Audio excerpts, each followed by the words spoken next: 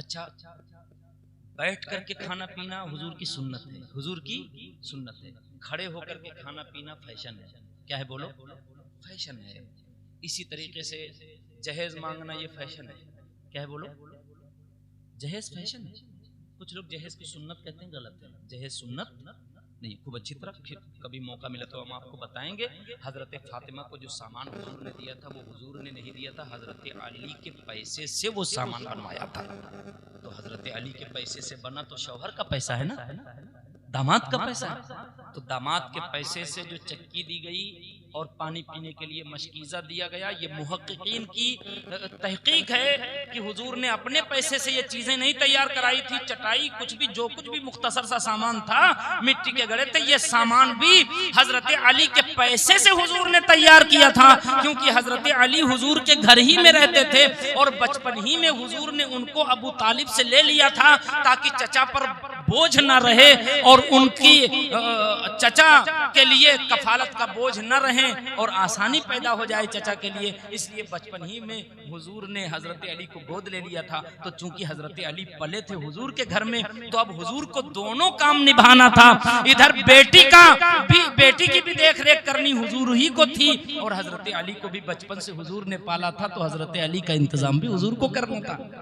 मगर मेरे आका चाहते तो जन्नत की नेमतें आ जाती। मेरे आका ने अपना पैसा खर्च नहीं किया, हजरत अली के पैसे से ये सारा सामान मेरे आका ने तैयार कराया और फिर अपनी बेटी फातिमा को भिजवाया ताकि ये कोई सुन्नत न करार देने लगे कि जहेज लेना सुन्नत है, फटफटिया लेना सुन्नत है, बुलेट लेना सुन्नत है। मेरे आका की निगाहें अल्लाह अकबर कितनी हिकमत भरी हैं। मेरे आका ने एक पैसा भी जहेज के नाम पर अपनी किसी बेटी को नहीं दिया है। मेरे अजीजों, अगर मान ले कि हुजूर ने हजरत फातिमा को ये दिया था तो हुजूर की 4 बेटियां हैं, हजरत ज़ैनब, हजरत उम्मे कुलसूम, हजरत रुकैया, हजरत फातिमा। वो नबी जो इंसाफ दुनिया को सिखाने आया है, वो अपनी छोटी बेटी को तो माल दे और रुकैया को न दे, ज़ैनब को न दे, उम्मे कुलसूम को न दे। ये कोई और कर सकता है मगर मुस्तफा नहीं कर सकते हैं। कहीं नहीं साबित है कि मुस्तफा ने इनको जहेज दिया हो। इससे पता चलता है कि मेरा नबी इंसाफ कायम करने आया था, अदल कायम करने आया था। हजरत अली, हजरत फातिमा को मेरे आका जहेज दे ही नहीं सकते। अगर देते तो 4 बेटियों को देते। जरा बोले ना, 4 बेटियों को।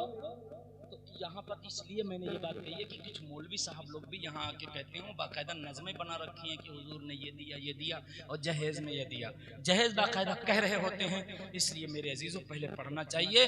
गलत पैगाम अब वो जब रास्ता खुल जाता है तो फिर खुलता चला जाता है। मुंह फटा तो फटता चला गया। जब जहेज को सुन्नत बता दिया तो वो सुन्नत में अब उसको बढ़ाते चले गए कि हुजूर ने चटाई दिया था, हम सोफा लेंगे। उधर मशकीज़ा दिया था, हम फ्रिज लेंगे। समझ पा रहे हो कि नहीं? और खैर मोटरसाइकिल का तो कोई मामले नहीं था, तो अब ये सब मांगने लगे। और फिर ये जंगली जानवर जो चिकन चिल्ली पे लड़ जाएं, ये अल्लाह जाने क्या क्या मांगने लगे। समझ पा रहे हो कि नहीं? तो ये जहन से निकाल दीजिए, जहेज सुन्नत। सब लोग एक जबान होके बोलो, जहेज सुन्नत नहीं है। बोलो, जहेज सुन्नत नहीं है, बिल्कुल नहीं है। बिल्कुल सादा सूदा निकाह, ये सही बात है। अब इस पर अकेले कोई अमल नहीं कर सकता है। कोई मुफ्ती भी अकेले अमल नहीं कर पाएगा जब तक समाज अमल न करे। समझ पा रहे हो कि नहीं? तो अब इसमें हमें और तुम्हें दोनों को मिलके काम कराना पड़ेगा। समझ गए? तो ये सब फैशन है। क्या है बोलिए? ये फैशन। नबी की सुन्नत को हमने छोड़ा मुसलमान होकर के और फैशन को नबी की सुन्नत के मुकाबले में ले आया। तो ये एक भारी पैगाम है, इसकी तशरीह ज़रूरी थी। बस इसके बाद अब तशरीह होनी नहीं है, इसलिए मैंने इसमें लास्ट में कह दिया।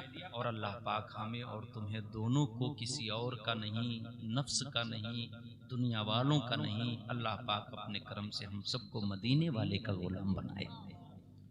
उनके गुलाम हो गए तो सारे झगड़े खत्म, उनके गुलाम हो गए तो सारे लफड़े खत्म, उनके गुलाम हो गए तो फिर अब किसी की गुलामी नहीं निगाहों में जचेगी, बल्कि हम उसके करीब नहीं जाएंगे। और उनकी गुलामी अगर दिल में रच बस गई और उनकी गुलामी का मजा आ गया अगर, तो फिर बंदा किसी की तरफ नजर नहीं करेगा। और आला हजरत की जबान में एक आशिक सादिक की तरह पुकार करके कहेगा, या रसूल अल्लाह, तेरे टुकड़ों पे पले गैर की ठोकर पे न डाल, बेशक बेशक। झिड़कियां खाएं कहाँ छोड़ के सदका तेरा। है सुभान अल्लाह सुभान अल्लाह। तो हुजूर की गुलामी हम है, आमादा है। तो समा का मतलब होता है सुनना, लेकिन इसमें यह जरूरी नहीं है कि पूरी तवज्जो भी इधर हो। कान के साथ आपका दिल भी हाजिर हो, ये जरूरी नहीं है। दिल कहीं और हो, कान यहां हो, ऐसा भी समा में हो सकता है। मगर इस्तिमा इसमें तलबे माखज़ है, मतलब यह है कि पूरी तवज्जो के साथ दिल, दिमाग, बदन, कान सब हाजिर हो, तब सुना जाए। अल्लाह ने फरमाया इस्तमीउ लह, जब कुरान पढ़ा जाए तो अल्लाह ने यह नहीं फरमाया कि समीउ लह, तुम लोग उसको सुनो, बल्कि अल्लाह ने फरमाया इस्तमीउ लह, पूरे वजूद के साथ, पूरे इन्हिमाक के साथ और दिल दिमाग हर एतबार से, चूंकि ये कलामे इलाही है, कलामे रब्बानी है, कलामे रब है, अल्लाह का कलाम है। जिस कलाम को पहाड़ बर्दाश्त न कर सका, सीने मुस्तफा पर नाजिल किया गया, वो कलाम तुम्हारे सीनों में जा रहा है। ये महज मुस्तफा की अता की वजह से अल्लाह ने तुम्हें अता किया है, तो बदमाशी न करो, ये अल्लाह का कलाम है। यहाँ कलेजे पहाड़ों के फटते थे, लेकिन इसमें बदमाशी न करो। जब ये कलाम पढ़ा जाए तो फिर गौर से सुनो। क्यों सुनो? इस्तमीउ लह वांसितू, गौर से सुनो भी, वांसितू, और चुपचाप भी रहो, चुपचाप भी रहो, खामोश भी रहो। ये दोनों काम इसलिए करो लअल्लकुम तुरहमून, ताकि अल्लाह तुम पर रहम करम की बारिश नाजिल फरमाए। समझ पा रहे हैं? इसलिए मैं समझता हूं कि तकरीर, मैं तो उसको तकरीर ही नहीं समझता जिसमें कुरान न पढ़ा जाए, जिसमें हदीसें न पढ़ी जाएं। मैं तकरीर नहीं समझता मुकर्रिर चाहे जितना महंगा हो, चाहे एक ही दिन के 1 लाख चार्ज करता है, वो चाहे खुद ही चार्ज होके आया हो, चाहे पावर बैंक लेके चलता हो, या HDFC बैंक खुद हो, हमें इससे मतलब नहीं है। लेकिन मैं कतान उसे तकरीर समझने को राजी नहीं और उसे मुकर्रिर समझने को राजी नहीं जो हुजूर की गुलामी करके हुजूर की बातें न कौम को पहुंचा सके।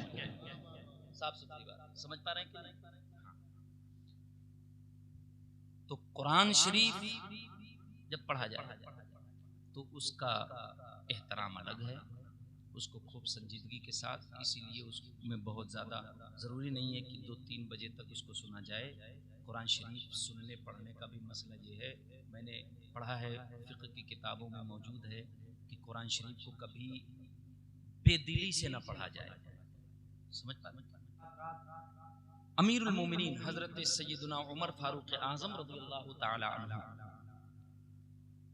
जन्नती हैं, ऑलरेडी जन्नती हैं। मुस्तफ़ा ने अपनी ज़बान से उन्हें जन्नत की बशारत दी है कि दुनिया पलट जाए मगर उमर जन्नत ही जाए। जरा है बेशक हक है, क्योंकि मुस्तफ़ा का फरमान गलत नहीं हो सकता। और अशरे मुबशरा में से हज़रत उमर रज़ियल्लाहु ताला अन्हु हैं, यानी वो 10 सहाबा जिनको हुजूर ने एक एक का नाम लेकर बताया। अबू बकर फिल जन्ना, उमर फिल जन्ना, उस्मान फिल जन्ना, अली फिल जन्ना, साद फिल जन्ना, सईद फिल जन्ना, जुबैर फिल जन्ना। ये सहाबा के नाम हैं। एक एक का नाम लेकर हुजूर ने फरमाया जिनका नाम ले रहा हूँ ये जन्नती ही होंगे, जहन्नम की आग इन्हें छू नहीं सकती। जरा बोले ना यार, बोले सुभान अल्लाह। बताओ, हुजूर ने बशारत दे दी है, हुजूर ने पहले डिक्लेयर। हमारा सब आपका कुछ डिक्लेयर नहीं है, हमें कुछ पता नहीं है। लेकिन हजरत उमर ने ज़बान मुस्तफ़ा से जन्नती होने की बशारत सुनी थी, मगर उसके बावजूद खौफ खुदा देखें, तकवा देखें, अल्लाह का डर देखें। रिवायतों में आया है कि ईद का दिन था। ईद के दिन तो बच्चे भी जल्दी नहीं रोते, ईद के दिन सब खुशियां मनाते हैं। क्या आवाम, क्या मुफ्ती साहब, सब खुश होते हैं, सबके नए जोड़े होते हैं। लेकिन ईद के दिन सुबह सवेरे आप घर का दरवाजा बंद करके अंदर सजदे में पड़े ज़ारो क़ितार रो रहे थे। एक साहब आए, उन्होंने दरवाजा खटखटाया, उनको कोई जरूरत थी, तो पता चला क्या अंदर से दरवाजा बंद है। थोड़ी देर के बाद दरवाजा खुला तो दाढ़ी पूरी भीगी हुई थी, ज़ारो क़ितार रो रहे थे और रोने के आसार आंखों से जाहिर थे, आंखें लाल थी। अर्ज किया और हजरत अमीरुल मोमिनीन उमर फारूक आज़म रज़ियल्लाहु ताला अन्हु की खिलाफत का दौर है, हुकूमत का दौर है। उस वक्त आप पूरे दुनिया इस्लाम के अकलौते बादशाह हैं। जरा बोले ना सुभान अल्लाह। अब हजरत उमर फारूक आज़म रज़ियल्लाहु ताला अन्हु से इस्तिफसार किया जाने वाले ने कि हुजूर ये तो ईद का दिन है, आखिर आपको क्या मुसीबत पहुंची? क्या कोई दर्द है, कोई तकलीफ है, कोई मुसीबत है? तो फिर मुआलिज बुलाया जाए, इलाज कराया जाए, क्योंकि वक्त के बादशाह हैं, अमीरुल मोमिनीन हैं। पूछा, हजरत उमर फारूक आज़म रज़ियल्लाहु ताला अन्हु ने जवाब दिया कि हादा यौमुल ईद व हादा यौमुल वईद, ये ईद का दिन भी है, वईद का दिन भी है। ईद का दिन उसके लिए जिसके रोजे कबूल हो गए, ईद का दिन उसके लिए जिसकी रमज़ान की सारी इबादतें मकबूल हो गईं, और ये सारी इबादतें जिसकी मकबूल नहीं हुई उसके लिए ये वईद का दिन है, यानी जहन्नम की बशारत का दिन है। वईद का मतलब अल्लाह के अजाब का दिन है कि रमज़ान पा करके भी बख्शा नहीं गया, रमज़ान की मुबारक घड़ियां पा करके भी जन्नती नहीं हो पाया। तो ये दिन ईद का भी है, वईद का भी है। मैं अपने खुदा से डर रहा हूँ कहीं ऐसा ना हो कि उमर के अमाल मकबूल न हुए हो। ये और बात है, हमारा हुस्ने ज़न है, बल्कि हमारा यकीन है कि हजरत उमर के अमाल जरूर अल्लाह की बारगाह में मकबूल हैं, मगर तकवा अलग चीज है, तहारत अलग चीज है, खौफ खुदा अलग चीज है। जिनके रुतबे हैं सिवा, उनको सिवा मुश्किल है। जो अल्लाह का जितना करीबी बंदा होता है वो अल्लाह से उतना ही ज्यादा डरता है। सुभान अल्लाह, सुभान अल्लाह, सुभान अल्लाह, सुभान अल्लाह। यहाँ 1.5 किताब नहीं पढ़े हैं, नाजरा सही से नहीं पढ़े हैं, और मैं के लिए जन्नत छीने ले रहे हैं। इन बातों को समझने की जरूरत है। यही वो खास चीजें हैं जो हमसे निकल गई और हम चलते फिरते इंसान की सूरत में जानवर हो गए। तो मसला मैंने ये पढ़ा है शरीयत का, खूब कायदे से सुनिए कि अगर कोई इमाम से पहले रुकू में चला जाए और इमाम से पहले उठ जाए, यानी इमाम की पैरवी न करे, इमाम का इत्तिबा न करे, समझ पा रहे हो कि नहीं? मुक्तदी बन के न रहे, बल्कि हिटलर बनने लगे और पहले ही रुकू कर ले, तो सबकी नमाज हो जाएगी, मगर उसकी अल्लाह नमाज कबूल नमाज नमाज जब इमाम रुकू में चला जाए तब मुक्तदी जाए, हुक्म ये, तब मुक्तदी जाए, और जब इमाम अल्लाह अकबर कह करके उठ जाए तब मुक्तदी उठे। ये मैंने बहुत देखा है कि भकी भक्का मारते रहते हैं, जैसे चोंच मार रहे हैं सजदे में, फट फट इमाम से पहलवे, और इमाम साहब कहीं बूढ़े निकल गए तो ये पहलवे से तैयार खड़े हैं, चोंच उठाए।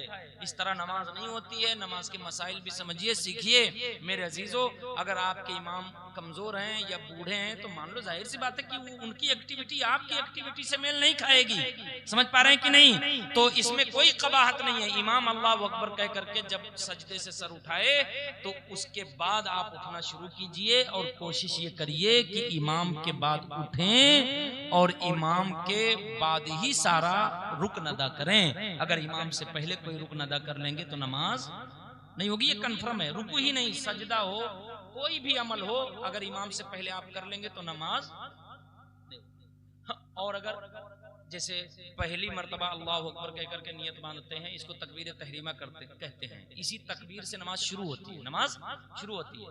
और अगर कोई इमाम से पहले ही अल्लाह अकबर कह ले तो नमाज में एंट्री ही नहीं कर पाएगा, समझ पा रहे हो कि नहीं? पहले इमाम अल्लाह अकबर कह के नियत बांध ले तब मुक्तदी बांधे, और अगर पहले बांध लिया या इमाम के साथ ही अल्लाह कहा और अकबर उससे पहले कह लिया, सुनिए कायदे से, देखिए अल्लाह ने ओहदा क्या रखा है, इसको समझने की कोशिश करिए। हम लोगों को भी समझना चाहिए, मौलवी साहब को भी समझना चाहिए, मौलाना साहब को भी समझना चाहिए, मुफ्ती साहब को भी समझना चाहिए, और हमारे इन भाइयों को भी समझना चाहिए। जब दोनों समझदार हो जाएंगे तो क्या जिन्नात लड़ेंगे यार, बोलो, हमें तुम तो लड़ते हैं, बोलो कौन लड़ता है? हमें तुम तो लड़ते हैं। इमाम मुक्तदी लड़ते हैं। इमाम कभी मुक्तदी की बुराई करता है तो कभी मुक्तदी इमाम की बुराई करता है, फिर मामला बढ़ता चला जाता है, दिक्कत पैदा होती चली जाती है। ये सारी दिक्कतें इसलिए हैं कि हमने हुजूर का दामन रहमत नहीं समझा और हुजूर की गुलामी छोड़ी। हम हुजूर के गुलाम हो जाएं तो इमाम भी हुजूर का गुलाम, मुक्तदी भी हुजूर का गुलाम। हमने जो इसको इमाम बनाया है इसीलिए बनाया है कि ये इमाम हमें हुजूर का गुलाम बना दे। जरा बोले ना यार सुभान अल्लाह। इमाम हमें हुजूर का गुलाम बना दे, इसको समझने की कोशिश करिए। बहरहाल तो अगर मसला मैंने पढ़ा है कि अगर उसने अल्लाह, इमाम ने शुरू किया अल्लाहु अकबर, उसने कहा तो इमाम ने कहा अल्लाह, मुक्तदी ने भी साथ में कहा अल्लाह, और हु अकबर में बर इमाम से पहले मुक्तदी ने कह लिया, खत्म, मुक्तदी हुआ ही नहीं। मुक्तदी इन चीजों में एहतियात रखिए। इसीलिए जो तकबीर कहने वाला हो मुकब्बिर, ऐसा पढ़ा लिखा आदमी पीछे खड़ा किया जाए जो इस मसले को समझता हो, इस मसले को। तो हमारे यहाँ अजीब तमाशा है, हम लोग देखते हैं कि जो ज्यादा डिड़ियाए ले उसको मुकब्बिर रखो ताकि वो बजगाहा से आगे निमदीपुर तक आवाज पहुंचा दे। निमदीपुर आवाज पहुंचाना जरूरी नहीं है, लेकिन इमाम की पैरवी कह करके अल्लाह अकबर कहे, और उसी के वो जब कह ले तब कहे, क्योंकि इसकी तकबीर पर पीछे वालों को नमाज पढ़ना है। समझ पा रहे हो कि नहीं? हाँ, तो जो मुकब्बिर बीच में हो ईदगाह में, क्या बात दिक्कत हो गई क्या?